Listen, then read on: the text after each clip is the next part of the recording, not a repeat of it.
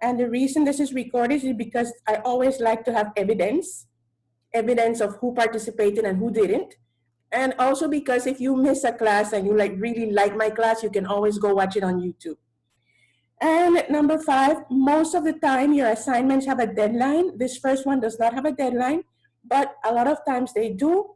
Make sure you get your work in on the deadline, and don't give me any stories about Cable Onda or Naturgy or whatever. I don't want to hear it. Get your work done on time. Okay, so this trimester, we are going to be reading this book. Okay, it's kind of al revés there, but it's The Kite Runner. The Kite Runner by Khaled Hosseini. The Kite Runner. This is one of my all-time favorite books. Well, all my books are my favorite books because otherwise I wouldn't be reading it.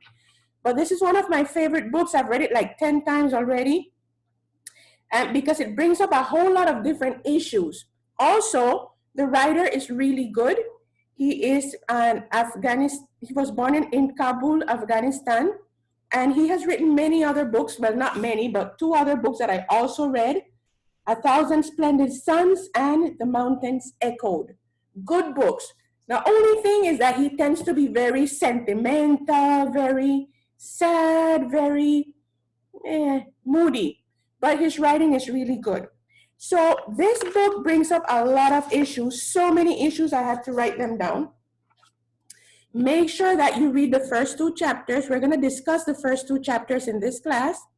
And your assignment is about the first 2 chapters. That doesn't mean that your next module is going to be chapters 3 and 4. No, it could be chapters 5 and 6. So you need to start reading this on your time. The link is in your list of books, lista de útiles. The link is there. And it's a Google Drive document, so it doesn't disappear like the websites, okay? So make sure you start reading this book. It's really, really interesting. Now, some of the issues that it brings up, okay, wait, do we have, Janice, you changed your hair color. Yes, it's that now. It's pretty, I like it. I like it. Thank you for coming to class, Janice. Okay, so, some of the issues that this brings out, and you might want to write this down or not, whatever, it's up to you. Don't worry, be happy. I don't know why my phone is ringing, but I'm not going to answer it. The meaning of loyalty. Loyalty. What is the meaning of loyalty? Tell me, someone of you, when you hear the word loyalty, what do you think about?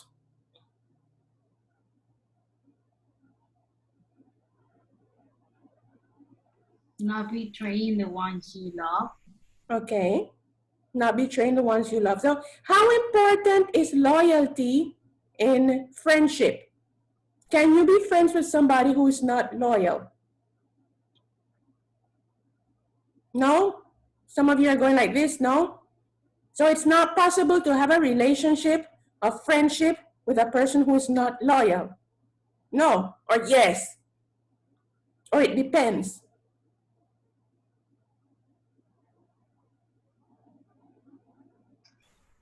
I think if you have, you know, if you need something from that person, then you might consider it. But I think the majority of time, no, it's okay. So what happens, another topic that the book brings up is when friendships are not balanced, meaning that in the friendship, one person gives a lot more than the other person. That happens a lot, okay? So you might have a best friend and you're the one that's always calling, you're the one remembering birthday, you're the one buying the gift, and the friend is just there like, yeah, you know.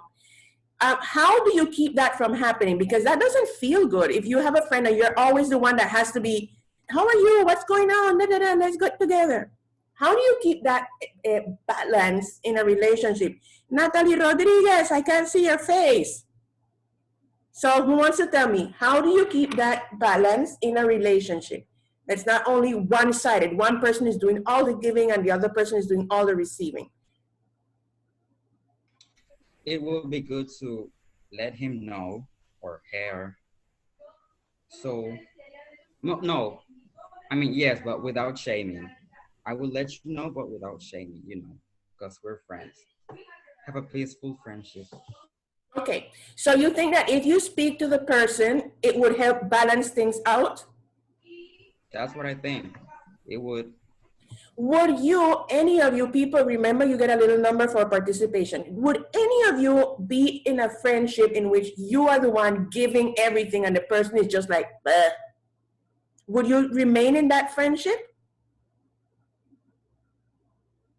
No, some of you I are. think it depends. It depends on who the person is. I mean, if you were friends with the person since you were little or since time, a lot of time, and in the process of time passing, it starts pointing to that point when you are the only one who gives.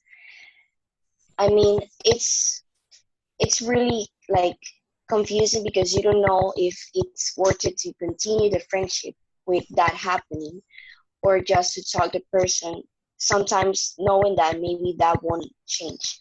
So it depends on the type of relationship and closeness you have with the person. Okay. And if it was the other way around, that you are the person who's always just receiving, receiving, receiving, and not giving anything, do you think that you would notice? If you're in a friendship and your friend is like super intense and giving and acting and planning, and you're just like, would you notice that? Some of you say you would. What about the rest of you who are just staring at the computer screen or the phone screen? Some of you are watching cartoons, watching La Rosa de Guadalupe and pretending like you're paying attention. You think I don't know? Okay, tell me, people. Who is this person who keeps calling me? If I care about it, of course, I would feel uncomfortable knowing that. So I will try to do something like, well, let me get a little present or something.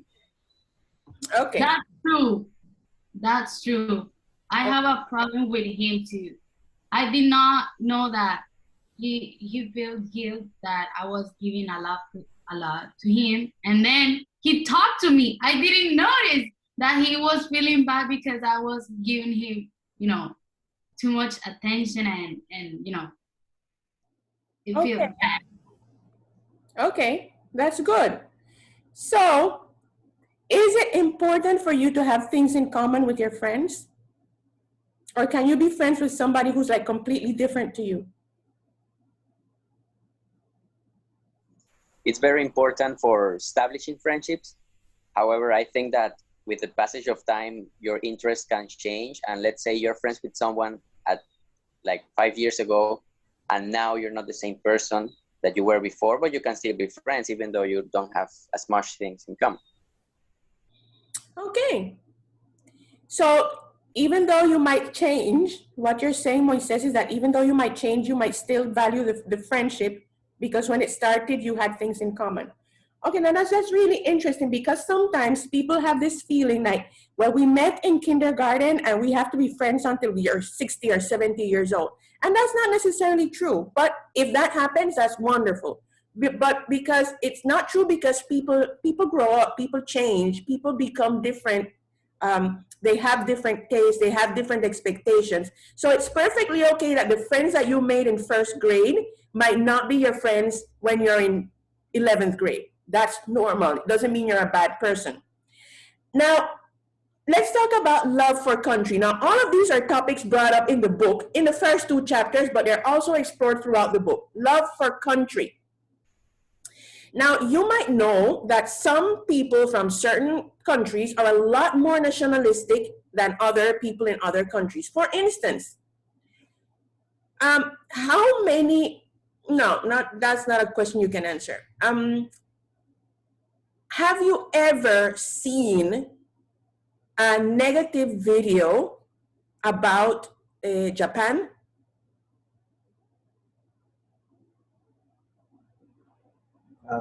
Can I answer that question? Sure. So this was this documentary that was about how Japan has like a toxic a toxic working schedule. Like they don't care so much about like the individual as much as they care for productivity. and it was like a lot about how the people in the country are getting sick of this like whole belief system that you need to work all the way, like you need to work yourself to death. That's how they view it. Okay, great. But that was a documentary. What I mean is like people taking up their phones and making random videos about stupid stuff that's going on in their countries and posting it. Have you ever seen any of those about a country like Japan, for instance? Yes, Yeah. I have seen a lot about racism. I don't know, like it. They talk so much about Japan and the racism there. Like it might be a new topic. It's not a new topic, but you know, people outside, people outsiders. I mean, you get strangers. Wants to know how it feels to be like a Black person living in Japan. And Okay.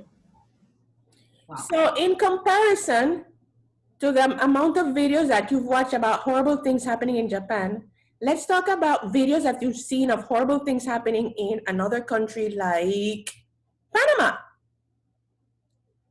Have you seen more videos about bad people just taking up their phones and filming crazy random foolishness and saying how horrible Panama is in comparison to videos you've watched about how horrible Japan is?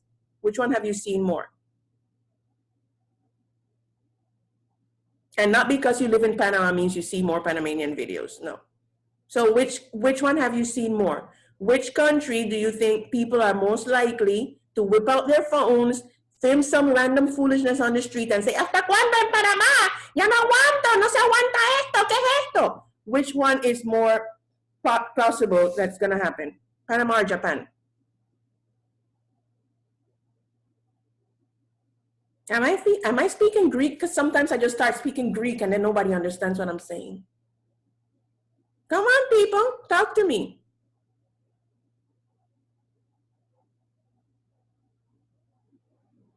I think it's more common in Panama because people here tend to like express more what they think about the government and that kind of stuff.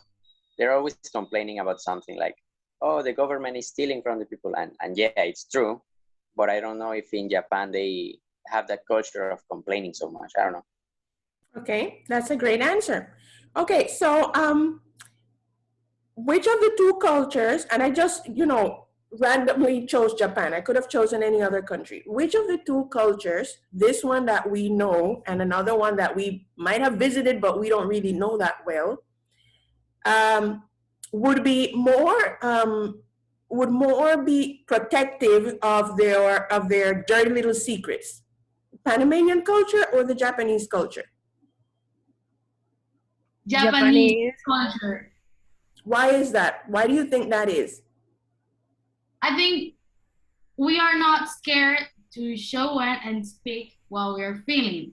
But for them, having your privacy and, honor, it's very important. That's why people live, with their mouths closed. Okay. Somebody else was answering also. Who was it? Me. Who named? Oh, Manny. Oh, I see your whole face. I'm so excited. I think that in Japanese is like more, they have more like respect, and in Panama they are like they don't care about the president or whatever. Yeah, there are memes about the president and stickers about the president. That's not nice. Okay, so the thing is this. What is nationalism? What do you understand by the term nationalism?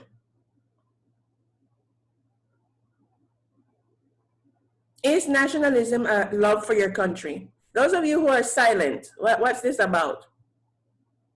It's not a movie you're watching, you need to participate. What do you understand by the word nationalism? And does it mean love for your country? Come on, talk to me. I think that is someone that is obsessed with their own country. It's my opinion. Okay, that's a good opinion. Somebody who's obsessed with their own country. And does that mean if the person loves their country? Too much. Too much, okay. On a scale from 1 to 10, in general, how nationalistic are Panamanians? Like, how much do they love their country? Let's just use the terms as nationalism being love for country. So on a scale from 1 to 10, 1 being we don't like this place, and 10 being we really love it here. Where would you put most Panamanians? In the middle. Like a 5? Yeah, because most people are like proud of being Panamanian, but they don't think that everything in the country is right. They think that there are a lot of problems, and so they have to fix it. So I wouldn't give them like an 8, because that would mean like they are super loving what's happening here, and I don't think much people are. Okay. Mary, you wanted to say something? Yes, Yeah. I think. Oh. So there's Mary and there's Mary. So we're doing the girl with the glasses with the forehead. Mary, go ahead, Romero. Okay, I'm gonna just call you Romero. Yes, I think that when things are right, they are like, I love Panama. Panama is the best thing in the world. But when things are wrong, they are like, I hate Panama. Please take me out of Latin America. Yeah, that's true. Mary Foster? I think sometimes they send like mixed signs, and you can see sometimes that like in football things, they were like, yeah, Panama will win, and when they're like losing, they go out of the stadium. They don't stay there till the final minute. You know, they send like mixed signs of that. Okay, so it's okay to say the things that you don't like about your country. That's fine. Okay, but I also think that a lot of times the problem, particularly in Panama, because this is where we live, is that people exaggerate and they want to paint everything as if it's horrible. And it gives a bad impression about, like, if it's so horrible, why are you here? Like, go live on a boat in the middle of the ocean, you know? Because, Also, thinking that the best things are out of this country, like universities, or when we're gonna go to a trip, like the okay, best says I thing. see your flag. Go ahead. Go ahead, Eduardo. Yes. Did you hear me what I said? Yes, honey, I heard you. Okay. Hey, Eduardo, I was listening to you, but Moises was showing us a flag. So I recognize. Go okay, ahead. yes, I'm gonna repeat it. Yes. I think it's also because people think that the best things are out of this country, like the studies, and if we wanna go to a field trip, oh, let's go to United States, good universities, good places to visit. Yeah. And that's also not true. The thing is that some countries have very good marketing and they market themselves very well. And they make you believe that everything is perfect in their country, but every country has problems. Some have more problems than others, some have bigger problems, but every country has problems. It's that some of them are really good at marketing themselves as being perfect. Eduardo Soto, why am I hearing your background? Somebody's like pasando lista there. Okay, perfect.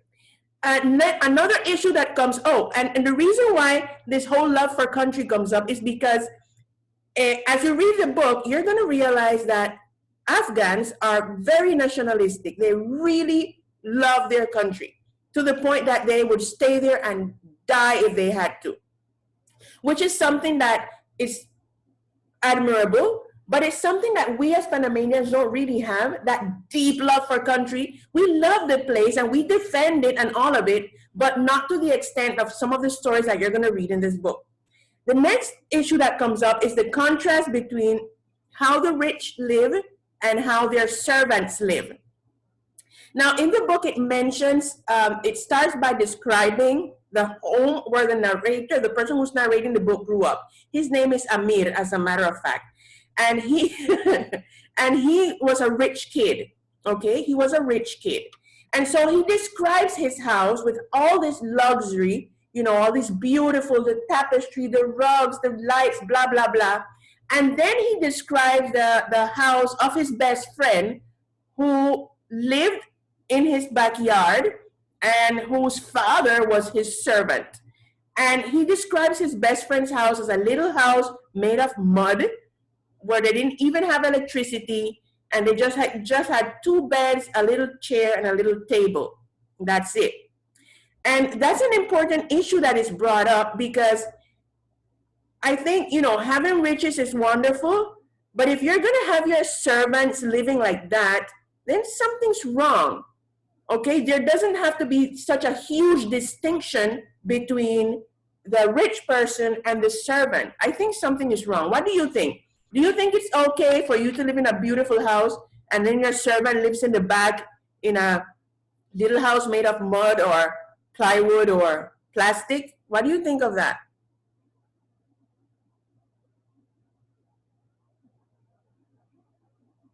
It's unreasonable because if you want them to keep serving you, you have to treat them well. I don't mean like perfect because, you know, rich people still have their kind of opinions and options, but you don't want them to get sick because it means the work in the house will be, you know, slow. So it doesn't make no sense. If you want to be comfortable, that means that you have to give, I don't know, piece of your life to the people that is around you, serving you. So yeah, you know, sometimes when you go into these nice houses, the casa modelos, just when you're just looking at houses, the houses are so big and so beautiful, and then they show you the cuarto de empleada, and the cuarto de empleada is like this size. Like, really, you expect a human to live in this room? And that's what I'm talking about. Why the huge contrast? Okay, why are you trying to make this person who works for you feel like they're less than you? Okay, that's another issue that's brought up in the book. And the last most important issue is the issue of racial hierarchy. There is a racial hierarchy system in Afghanistan. One of the person narrating the book, the main character, his name is Amir. He's from an ethnic group called Pashtuns. And his best friend, who's called Hassan, is from an ethnic group called the Hazaras. The Pashtuns are supposed to be Sunni Muslims. They're all Muslims, but the Pashtuns are Sunni Muslims, and the Hazaras are Shia Muslims. So Amir has this amazing life with all these riches, and the one thing that he has in common with Hassan is that his mother died while she was giving birth to him. Hassan's mother does not live with him. When she was giving birth to him, she gave birth to him, and then a few days afterwards, she disappeared. She just left him. Now, the story centers a lot around Hassan. Hassan is a Hazara, as I said, and in Afghanistan, the Hazaras are considered to be inferior because they have Asian blood, or they look Asian. So they don't look like the rest of the Afghan people, so they consider them to be inferior to the point that they actually treat them really, really badly. Okay, so Hassan's mom was extremely beautiful. She was also Hazara. She was beautiful. She had green eyes, but she ran away and left him when he was just a newborn baby. And his father, who's also Hazara, the bottom part of his mouth is paralyzed. So his mouth is always like, and his leg is also paralyzed. So he walks with a hump. And people in the neighborhood make fun of him and call him, "You flat-nosed Babalu," because of this. So the experience that Amir is having in his life is completely different to the experience that Hassan is having, but they're best friends. Now, an interesting thing, I'm going to read a short part of the book, and people do read the first 2 chapters. This is what happened when Hassan's mother was born. It says, when Hassan was born, sorry. It was in that small shack that Hassan's mother, Sanaubar, gave birth to him one cold winter day in 1964. And remember that the person narrating the story is Amir. So he says, while my mother hemorrhaged to death during childbirth, Hassan lost his less than a week after he was born. Lost her to a fate most Afghans considered far worse than death. She ran off with a clan of traveling singers and dancers. Because of that, and because it's a small community, every time Hassan is on the street, somebody's gonna remind him like, your mom ran away with some singers, your mom was a whore, your mom slept with me. They're always gonna be telling him mean things like this, okay? Add to that the fact that Hassan has a cleft palate. Do you know what a cleft palate is? Labio leporino, have you heard of that? You know what that is? When babies are born, have you heard of Operación Sonrisa? You have. When babies are born with its opening here in the top lip, and you know, okay, so to make it worse, Hassan is Hazara, his father is deformed, his mother ran away and left him, and he has a cleft palate, okay? So this little boy has a whole lot of things going against him. Okay, and every time he goes out on the street, people make fun of him and remind him that he is Hazara, that he has a cleft palate, that his mom ran away, and that she used to sleep with a whole bunch of people. Okay. When Hassan was born, this was his mother's reaction. He says that his mother, Sanaubar, had taken one glance at the baby, seen the cleft lip, and barked a little bitter laughter. There, she had said, now you have your own idiot child to do all your smiling for you.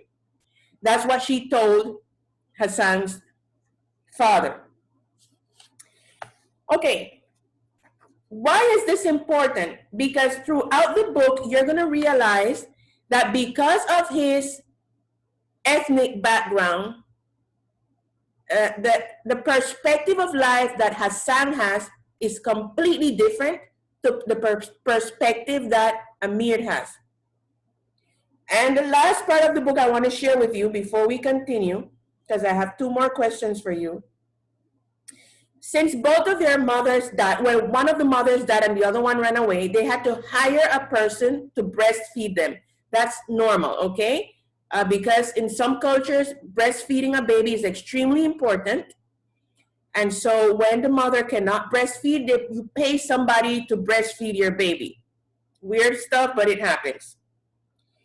And so the father, Amir's father, would always tell him like, oh, because you and Hassan had the same wet nurse. A wet nurse is a woman who breastfeeds other people's babies, that you are linked in a special kind of brotherhood.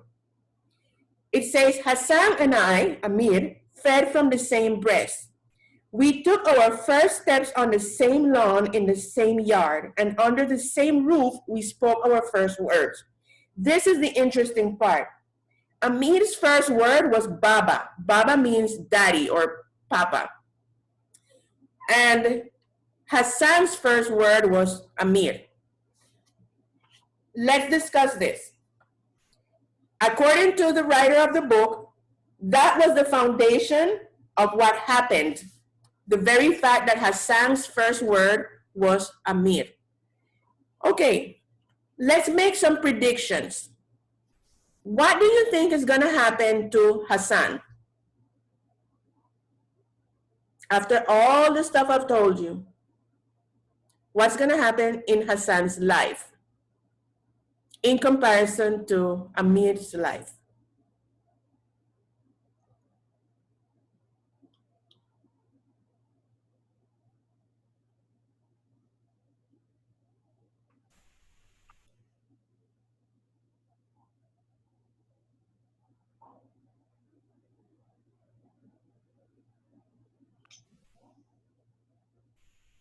Come on, people, I told you the whole story.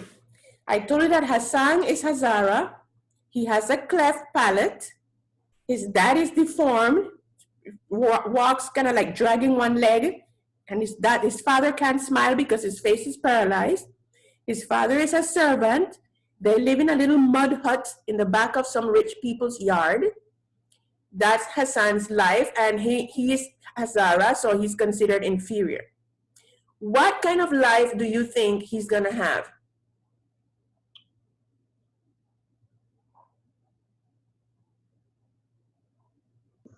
A really tough life. Okay. Delinquent. Okay. What else? I think that he's gonna change along the time pass, because like all the stuff that is happening to him, like, the people are saying bad things to him.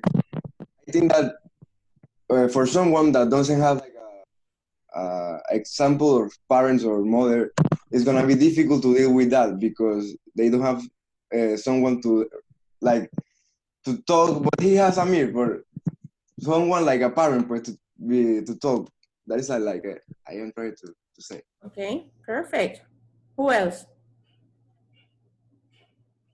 I think with time, he's going to realize that he's a lawyer dog servant, basically, but not to other people, to his friend, Amir.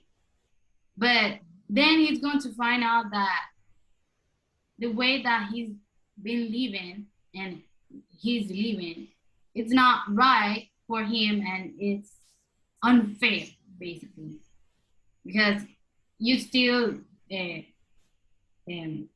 like a dog. For me, that word means something bad, something that it's not human anymore. Mm-hmm. So, what do you think about the fact that his first word was Amir? Remember a few minutes ago we talked about an unbalanced friendship, right? What's your opinion about that? I think he really admires Amir because it was like his brother. So I think Hassan feel like a very full connections with Amir's. So that's why that was his first word. Okay, very good, Sally. What about the rest of you?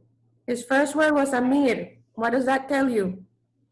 I think that maybe the fact that his first word was Amir means that he's the dependent one of the friendship, and he developed this how did I say it? Dependency. Dependence for him. Dependency. Dependency, yes. Good. One more person.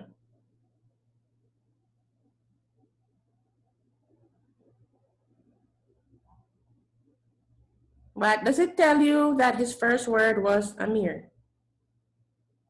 When usually a baby's first words is either mama or papa, usually papa because it's easier to pronounce. But this baby did not say, well, there was no mama, and he did not say papa, he said Amir. One more person, come on. I think that Hassan will follow all the things that Amir do because it's the only friend that he have. Layali, you spoke, and I didn't have to call you. Wow, that's absolutely true. That's the point. Because of this, he developed somewhat of a loyalty that's kind of like an obsession, and he is going to follow everything or do everything that Amir wants. To the point where, okay, so let me ask you, what would the effect be on Amir? You have this little friend who's cleft lip, he's poor, he's of a lower ethnic group than you. He lives in your backyard in a dirt house. You live in the big fancy house. His father is your servant. What impact does that have on Amir? Like their social status is gonna be like the father gonna be mad with Amir because he has like a friend that is poor that all the person talk things about him, and that's gonna perjudicar. Gonna what? Perjudicar. I don't hear you. Perjudicar. Affect Affect the social status that they have because they are like rich and all this stuff like that. Okay, great. One more person. What is the effect of this on Amir? The fact that Hassan literally adores him and is completely loyal to him. He's gonna be his puppet. He's gonna be what? Puppet. His puppet. Okay. Adrian, you wanted to say something? Yeah, I was going to say that I think he's gonna develop a superiority complex over Hassan. Like, yes, Hassan. So Yeah. because like he basically lives off of him, so he's gonna think like, well, you're nothing without me. So it's gonna make him feel important. Yeah. Okay, so this story starts by telling us, the book starts by telling us something that's very intriguing. And it all begins with a phone call. Many, many, many years have gone by, probably like 30 years. Who knows? Since they were born, many years have gone by, and Amir receives a phone call. And in the phone call, and this is the last thing we're gonna discuss before I let you go. In the phone call, Rahim Khan, who was Amir's father's best friend, tells him, there is a way to be good again. He gives him some important news that is not gonna be revealed until further on in the book, but he tells him there is a way to be good again. Let's make some predictions. What is this about? Amir is now living in the United States. He receives a call from who was his father's best friend. He tells him something and says there is a way to be good again, telling Amir that there is a way for him, Amir, to be good again. What do you think is going on there? Why would he tell him that?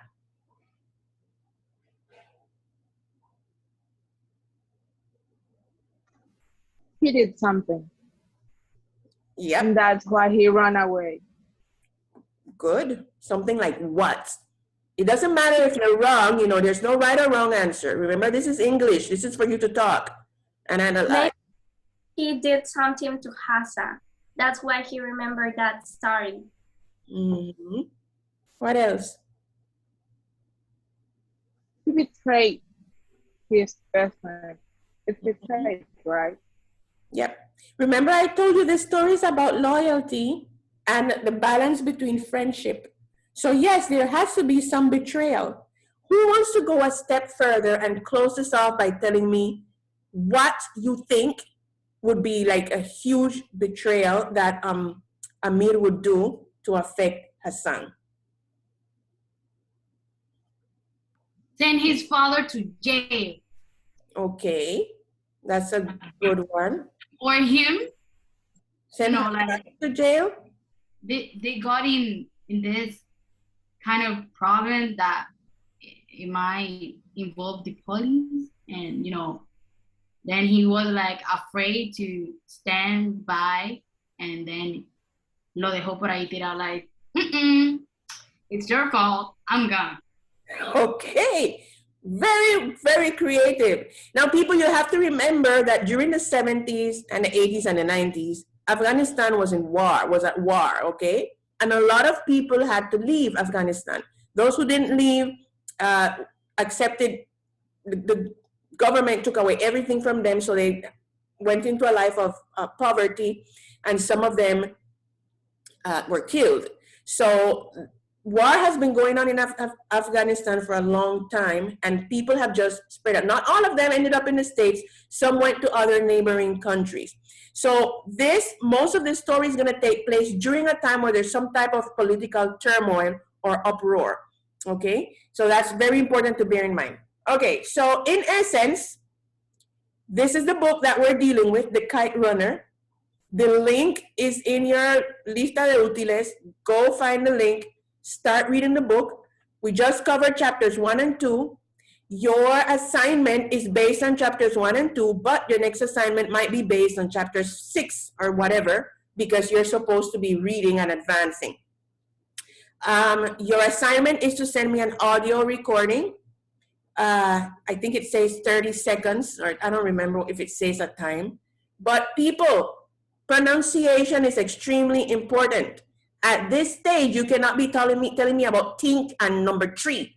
There is no number 3. 3 is árbol. Number 3 and think. Okay? So I'm paying a lot of attention to your pronunciation. Work on that. Send me your audio recording with the answers. Do not send me a Word document. Do you have any questions? Anybody has any questions? Any questions? I have one, teacher. I know you have the habit of telling us to don't repeat the question. So I know if I have to repeat the question or only I have to answer like directly today. Whatever makes you happy, Ana Lucia. Huh? Whatever makes you happy. Oh, okay. If you want to repeat the question and give the answer, that's perfect. If you just want to give the answer, that's perfect too. I'm looking for your pronunciation. Any other questions? Okay, people, remember that if for some reason the website, the platform is wonky, you can send me your work to itmustbeenglish@gmail.com. itmustbeenglish@gmail.com. Okay? It's the same. You send it to the platform or send it there. It's still me. I'm going to get it.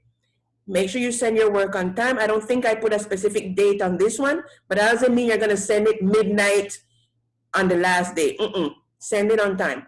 Okay, people, so that's it. See you next time. Bye-bye.